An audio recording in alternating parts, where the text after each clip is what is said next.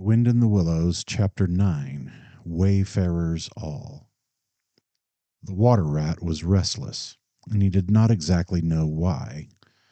To all appearance, the summer's pomp was still at fullest height, and although in the tilled acres green had given way to gold, though rowans were reddening and the woods were dashed here and there with a tawny fierceness, yet light and warmth and color were still present in undiminished measure, clean of any chilly premonitions of the passing year. But the constant chorus of the orchards and hedges had shrunk to a casual evensong from a few yet unwearied performers. The robin was beginning to assert himself once more, and there was a feeling in the air of change and departure.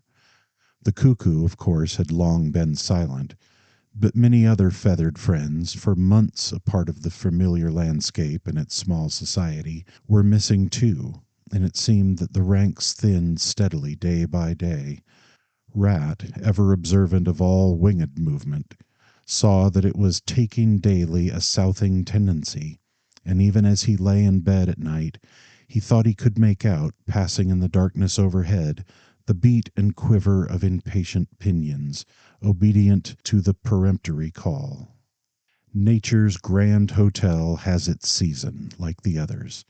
As the guests, one by one, pack, pay, and depart, and the seats at the table d'hôte shrink pitifully at each succeeding meal, as suites of rooms are closed, carpets taken up, and waiters sent away, those boarders who were staying on en pension until the next year's full reopening cannot help being somewhat affected by all these flittings and farewells, this eager discussion of plans, routes, and fresh quarters, this daily shrinkage in the stream of comradeship. One gets unsettled, depressed, and inclined to be querulous. Why this craving for change? Why not stay on quietly here like us and be jolly? You don't know this hotel out of the season and what fun we have among ourselves, we fellows who remain and see the whole interesting year out. All very true, no doubt, the others always reply. We quite envy you, and some other year, perhaps. But just now we have engagements, and there's the bus at the door. Our time is up. So they depart, with a smile and a nod, and we miss them and feel resentful. The rat was a self-sufficing sort of animal, rooted to the land, and wherever he went he stayed. Still, he could not help noticing that it was in the air and feeling some of its influence in his bones. It was difficult to settle down to anything seriously with all this flitting going on.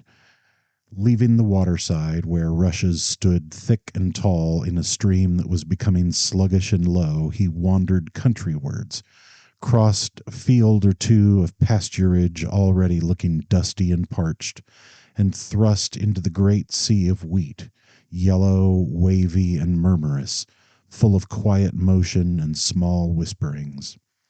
Here he often loved to wander, through the forest of stiff, strong stalks that carried their own golden sky away over his head, a sky that was always dancing, shimmering, softly talking, or swaying strongly to the passing wind and recovering itself with a toss and a merry laugh.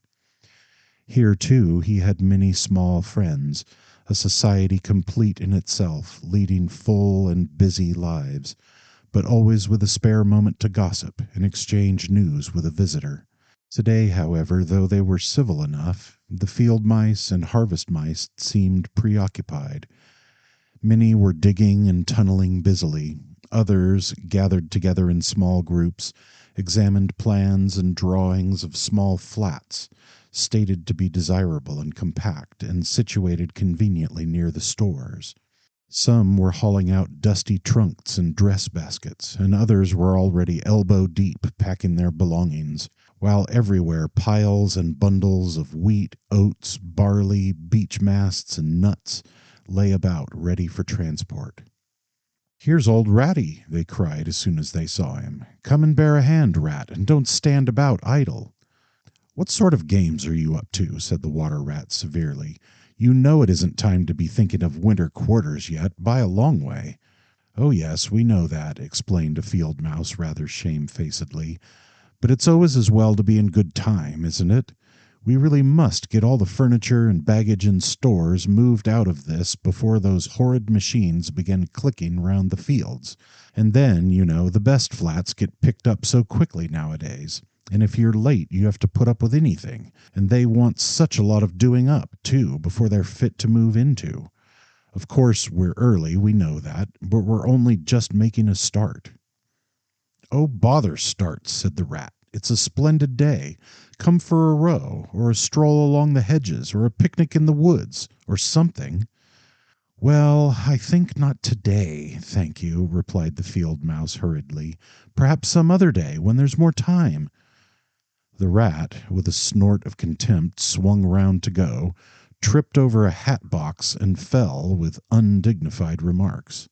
"If people would be more careful," said a field mouse rather stiffly, "and look where they're going, people wouldn't hurt themselves and forget themselves. Mind that hold all, rat. You'd better sit down somewhere. In an hour or two we may be more free to attend to you." "You won't be free, as you call it, much this side of Christmas, I can see that," retorted the rat grumpily as he picked his way out of the field. He returned somewhat despondently to his river again, his faithful, steady-going old river, which never packed up, flitted, or went into winter quarters.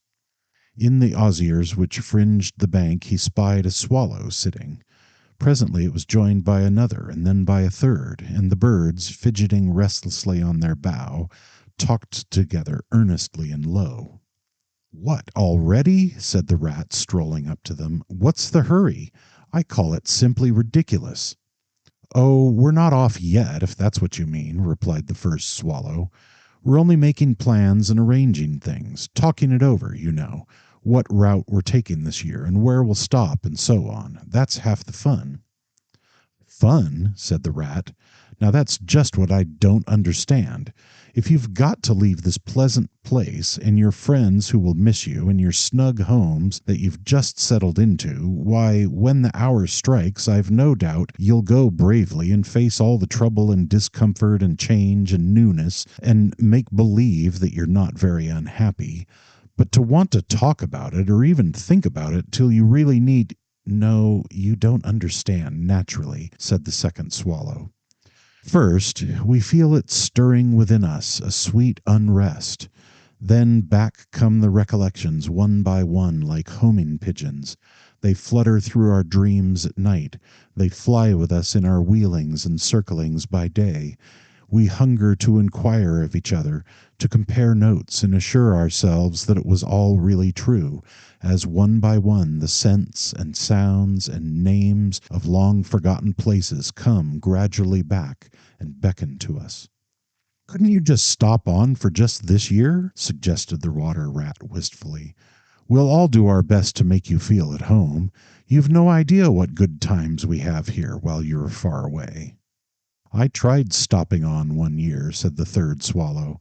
"I had grown so fond of the place that when the time came I hung back and let the others go on without me. For a few weeks it was all well enough, but afterwards, oh, the weary length of the nights, the shivering sunless days, the air so clammy and chill, and not an insect in an acre of it. No, it was no good. My courage broke down, and one cold, stormy night I took wing, flying well inland on account of the strong easterly gales. It was snowing hard as I beat through the passes of the great mountains, and I had a stiff fight to win through. But never shall I forget the blissful feeling of the hot sun again on my back as I sped down to the lakes that lay so blue and placid below me, and the taste of my first fat insect. The past was like a bad dream. The future was all happy holidays as I moved southwards week by week, easily, lazily, lingering as long as I dared, but always heeding the call. No, I had had my warning. Never again did I think of disobedience. "Ah, yes, the call of the South," twittered the other two dreamily. "Its songs, its hues, its radiant air. Oh, do you remember—" and forgetting the rat, they slid into passionate reminiscence while he listened, fascinated, and his heart burned within him. In himself, too, he knew that it was vibrating at last, that chord hitherto dormant and unsuspected. The mere chatter of these southern-bound birds, their pale and second-hand reports, had yet power to awaken this wild new sensation and thrill him through and through with it. What would one moment of the real thing work in him? One passionate touch of the real southern sun, one waft of the authentic odor. With closed eyes he dared to dream a moment in full abandonment, and when he looked again the river seemed steely and chill, the green fields gray and lightless. Then his loyal heart seemed to cry out on his weaker self for its treachery. "Why do you ever come back then at all?" he demanded of the swallows jealously. "What do you find to attract you in this poor drab little country?" "And do you think," said the first swallow, "that the other call is not for us too in its due season? The call of lush meadow grass, wet orchards, warm insect haunted ponds, of browsing cattle, of haymaking, and all the farm buildings clustering around the house of the perfect eaves." "Do you suppose," asked the second one, "that you are the only living thing that craves with a hungry longing to hear the cuckoo's note again?" "In due time," said the third, "we shall be homesick once more for quiet water lilies swaying on the surface of an English stream. But today all that seems pale and thin and very far away. Just now our blood dances to other music." They fell a twittering among themselves once more, and this time their intoxicating babble was of violet seas, tawny sands, and lizard-haunted walls. Restlessly the rat wandered off once more, climbed the slope that rose gently from the north bank of the river, and lay looking out towards the great ring of downs that barred his vision further southwards. His simple horizon hitherto, his mountains of the moon, his limit behind which lay nothing he had cared to see or to know. Today, to him gazing south with a new-born need stirring in his heart, the clear sky over their long, low outlines seemed to pulsate with promise. Today, the unseen was everything, the unknown the only real fact of life. On this side of the hills was now the real blank. On the other lay the crowded and colored panorama that his inner eye was seeing so clearly. What seas lay beyond, green, leaping, and crested! What sun-bathed coasts along which the white villas glittered against the olive woods! What quiet harbors thronged with gallant shipping bound for purple islands of wine and spice, islands set low in languorous waters! He rose and descended waterwards once more, then changed his mind and sought the side of the dusty lane. There, lying half buried in the thick, cool underhedge tangle that bordered it, he could muse on the metalled road and all the wondrous world that it led to, on all the wayfarers, too, that might have trodden it, and the fortunes and adventures they had gone to seek or found unseeking out there beyond. Footsteps fell on his ear, and the figure of one that walked somewhat wearily came into view, and he saw that it was a rat, and a very dusty one. The wayfarer, as he reached him, saluted with a gesture of courtesy that had something foreign about it, hesitated a moment, then, with a pleasant smile, turned from the track and sat down by his side in the cool herbage. He seemed tired, and the rat let him rest unquestioned, understanding something of what was in his thoughts, knowing, too, the value all animals attach at times to mere silent companionship, when the weary muscles slacken and the mind marks time. The wayfarer was lean and keen-featured, and somewhat bowed at the shoulders. His paws were long and thin, his eyes much wrinkled at the corners, and he wore small gold earrings in his neatly set, well-shaped ears. His knitted jersey was of a faded blue.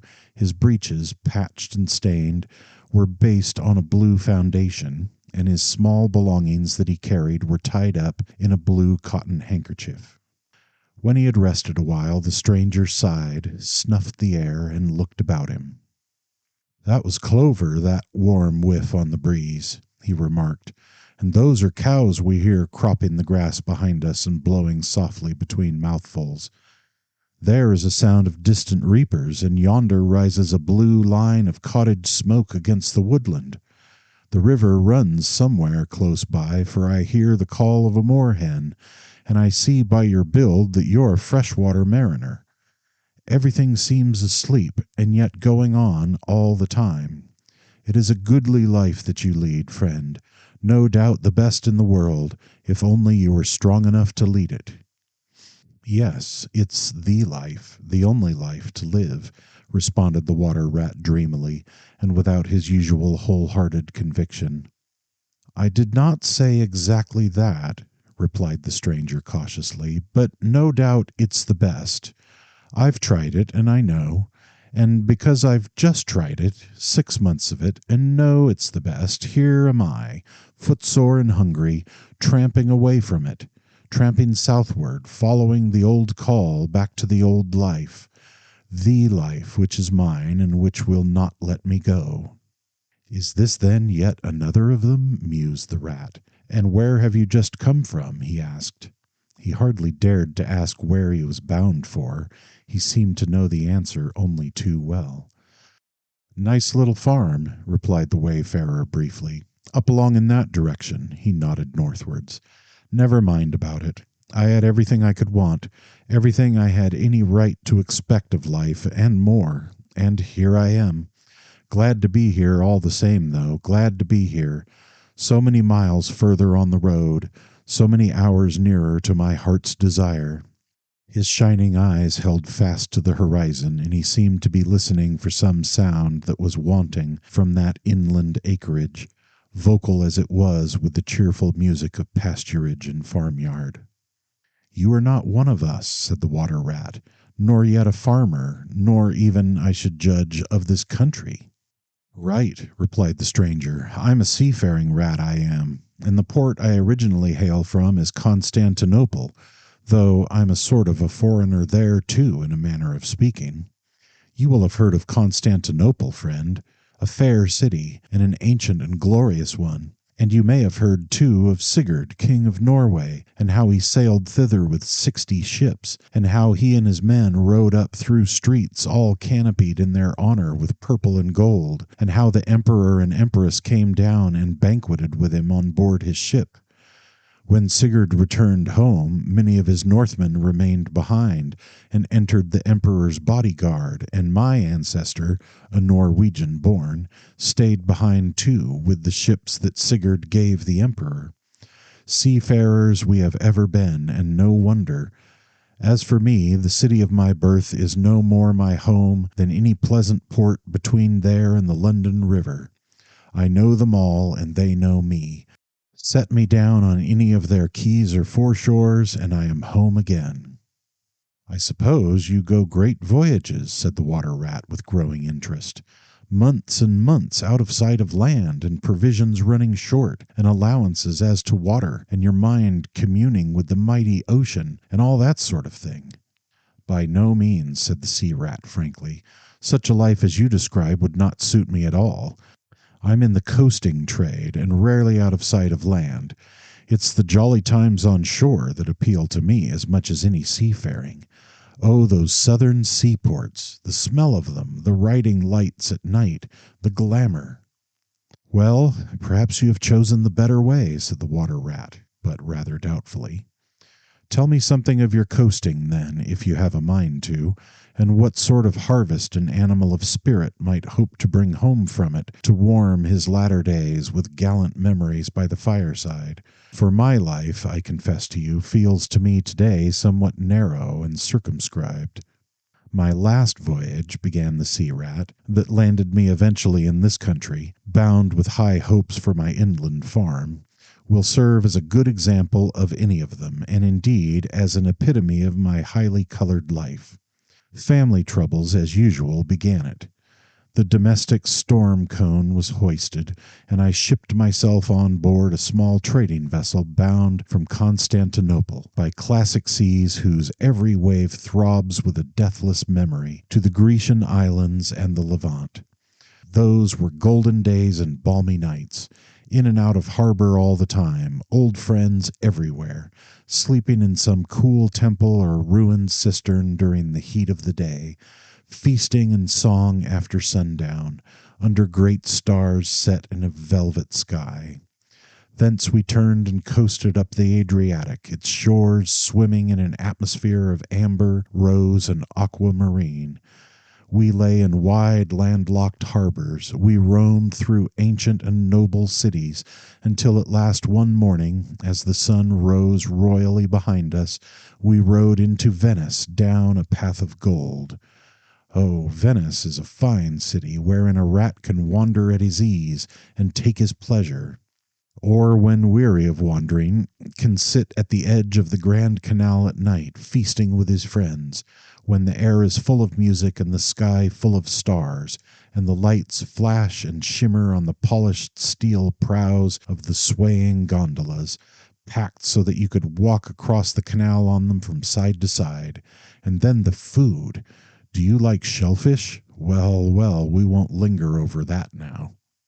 He was silent for a time, and the water rat, silent too and enthralled, floated on dream canals and heard a phantom song pealing high between vaporous, gray, wave-lapped walls. Southwards we sailed again at last, continued the sea rat, coasting down the Italian shore till finally we made Palermo, and there I quitted for a long happy spell on shore. I never stick too long to one ship. One gets narrow-minded and prejudiced. Besides, Sicily is one of my happy hunting grounds. I know everybody there, and their ways just suit me. I spent many jolly weeks in the islands, staying with friends up country. When I grew restless again, I took advantage of a ship that was trading to Sardinia and Corsica, and very glad I was to feel the fresh breeze and the sea spray in my face once more. But isn't it very hot and stuffy down in the hold, I think you call it? Asked the water rat. The seafarer looked at him with the suspicion of a wink. I'm an old hand, he remarked with much simplicity. The captain's cabin's good enough for me. It's a hard life by all accounts, murmured the rat, sunk in deep thought. For the crew it is, replied the seafarer gravely, again with the ghost of a wink. From Corsica, he went on, I made use of a ship that was taking wine to the mainland. We made Alassio in the evening, lay to, hauled up our wine casks and hove them overboard, tied one to the other by a long line. Then the crew took to the boats and rowed shorewards, singing as they went, and drawing after them the long bobbing procession of casks, like a mile of porpoises. On the sands they had horses waiting, which dragged the casks up the steep street of the little town with a fine rush and clatter and scramble. When the last cask was in, we went and refreshed and rested, and sat late into the night drinking with our friends, and next morning I took to the great olive woods for a spell and a rest. For now I had done with islands for the time, and ports and shipping were plentiful. So I led a lazy life among the peasants, lying and watching them work, or stretched high on the hillside with the blue Mediterranean far below me. And so at length, by easy stages, and partly on foot, partly by sea to Marseille, and the meeting of old shipmates, and the visiting of great ocean-bound vessels, and feasting once more, talk of shellfish!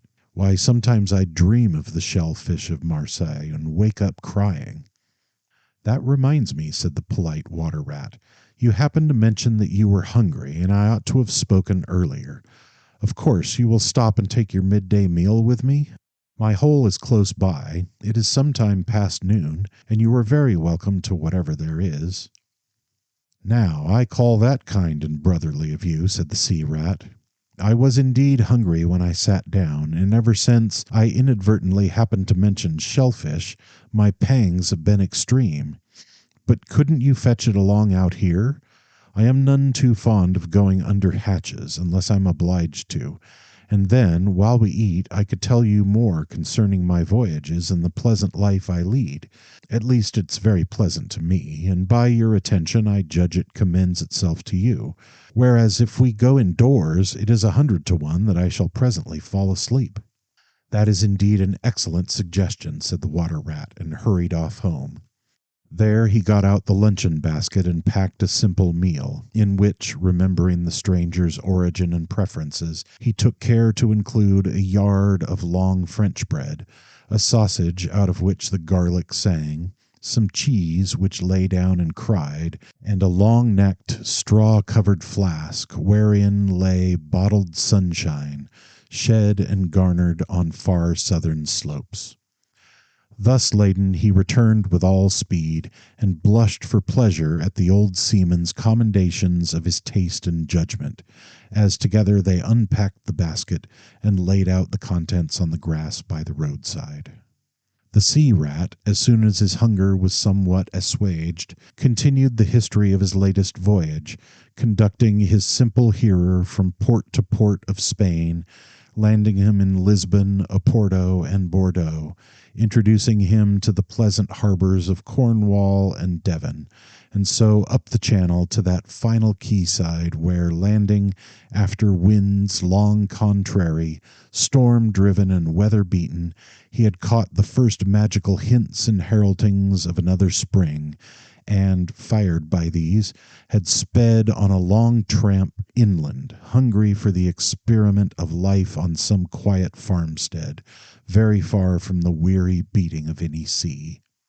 Spellbound and quivering with excitement, the water rat followed the adventurer league by league, over stormy bays, through crowded roadsteads, across harbor bars on a racing tide, up winding rivers that hid their busy little towns round a sudden turn, and left him with a regretful sigh planted at his dull inland farm, about which he desired to hear nothing. By this time their meal was over, and the seafarer, refreshed and strengthened, his voice more vibrant, his eye lit with a brightness that seemed caught from some far-away sea beacon, filled his glass with the red and glowing vintage of the south, and, leaning towards the water rat, compelled his gaze and held him body and soul while he talked. Those eyes were of the changing, foam-streaked gray-green of leaping northern seas. In the glass shone a hot ruby that seemed the very heart of the South, beating for him who had courage to respond to its pulsation. The twin lights, the shifting gray and the steadfast red, mastered the water rat and held him bound, fascinated, powerless.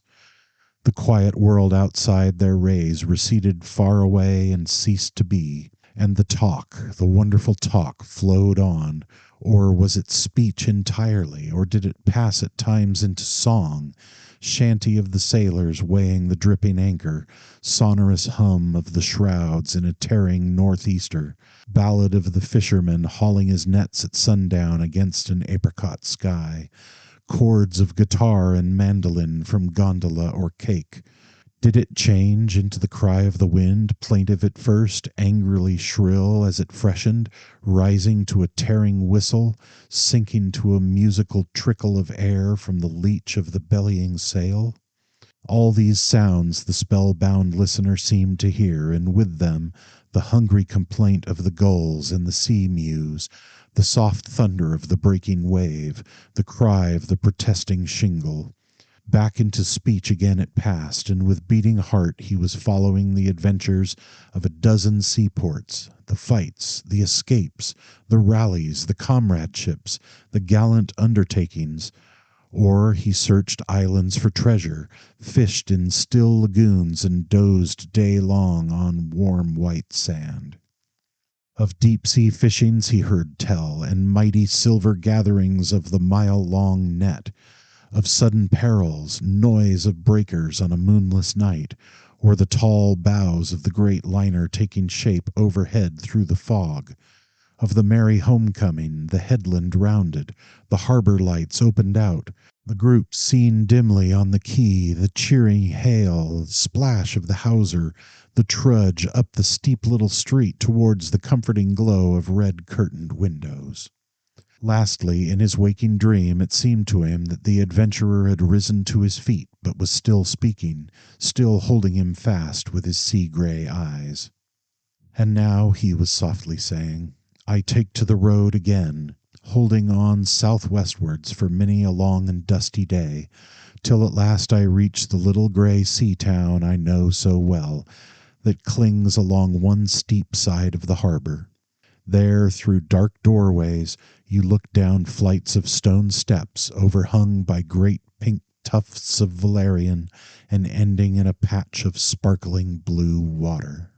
The little boats that lie tethered to the rings and stanchions of the old sea wall are gaily painted as those I clambered in and out of in my own childhood.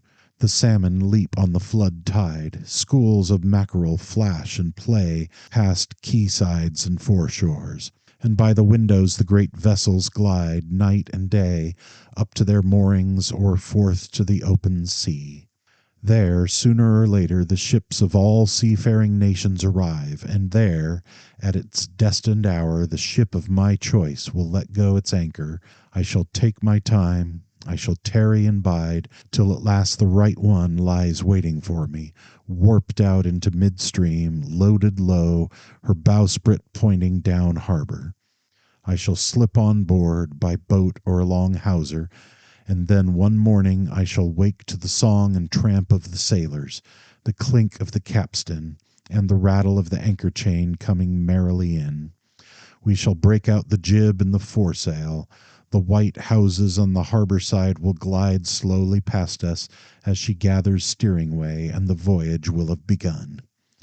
As she forges toward the headland, she will clothe herself with canvas, and then, once outside, the sounding slap of great green seas as she heels to the wind, pointing south. And you will come too, young brother, for the days pass and never return, and the south still waits for you. Take the adventure, heed the call, now ere the irrevocable moment passes. 'Tis but a banging of the door behind you, a blithesome step forward, and you are out of the old life and into the new. Then some day long hence, jog home here if you will, when the cup has been drained and the play has been played, and sit down by your quiet river with a store of goodly memories for company. You can easily overtake me on the road, for you are young and I am aging and go softly. I will linger and look back, and at last I will surely see you coming, eager and light-hearted, with all the south in your face. The voice died away and ceased as an insect's tiny trumpet dwindles swiftly into silence, and the water rat, paralyzed and staring, saw at last but a distant speck on the white surface of the road. Mechanically he rose and proceeded to repack the luncheon basket, carefully and without haste. Mechanically he returned home, gathered together a few small necessaries and special treasures he was fond of, and put them in a satchel, acting with slow deliberation, moving about the room like a sleepwalker, listening ever with parted lips.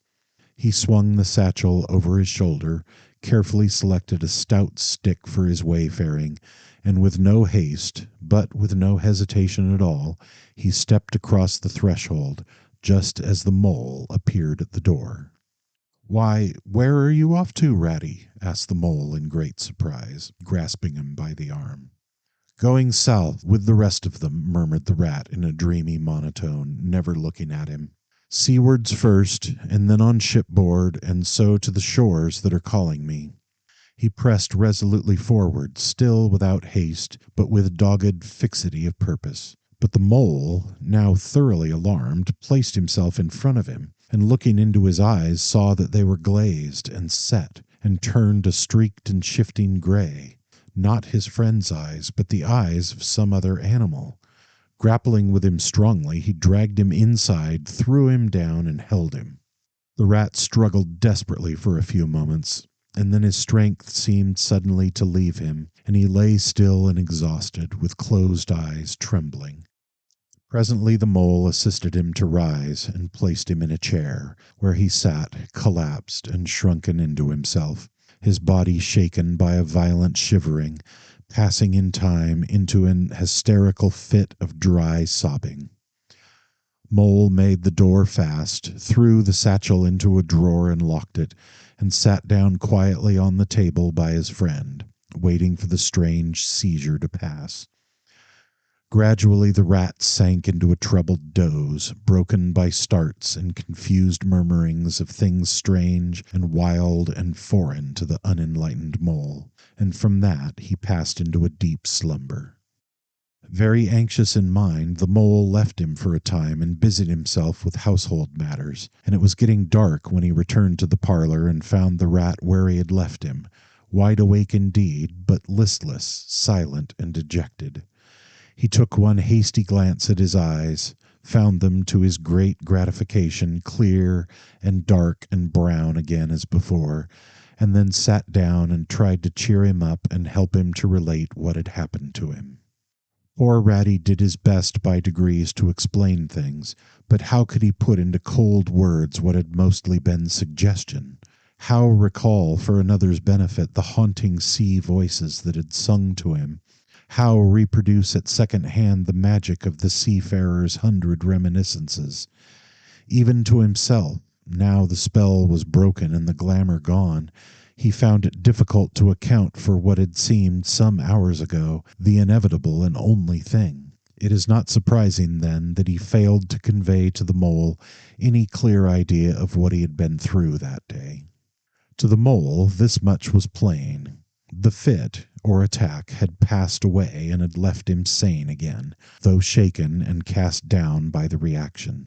But he seemed to have lost all interest for the time in the things that went to make up his daily life, as well as in all pleasant forecastings of the altered days and doings that the changing season was surely bringing.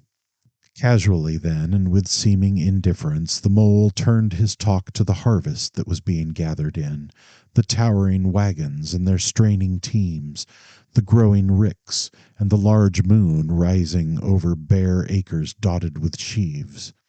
He talked of the reddening apples around, of the browning nuts, of jams and preserves, and the distilling of cordials, till by easy stages such as these he reached midwinter, its hearty joys, and its snug home life, and then he became simply lyrical. By degrees the rat began to sit up and to join in. His dull eye brightened, and he lost some of his listening air. Presently the tactful mole slipped away and returned with a pencil and a few half-sheets of paper, which he placed on the table at his friend's elbow. "It's quite a long time since you did any poetry," he remarked. "You might have a try at it this evening instead of, well, brooding over things so much. I've an idea that you'll feel a lot better when you've got something jotted down, if it's only just the rhymes." The rat pushed the paper away from him wearily, but the discreet mole took occasion to leave the room, and when he peeped in again some time later, the rat was absorbed and deaf to the world, alternately scribbling and sucking the top of his pencil. It is true that he sucked a good deal more than he scribbled, but it was joy to the mole to know that the cure had at last begun.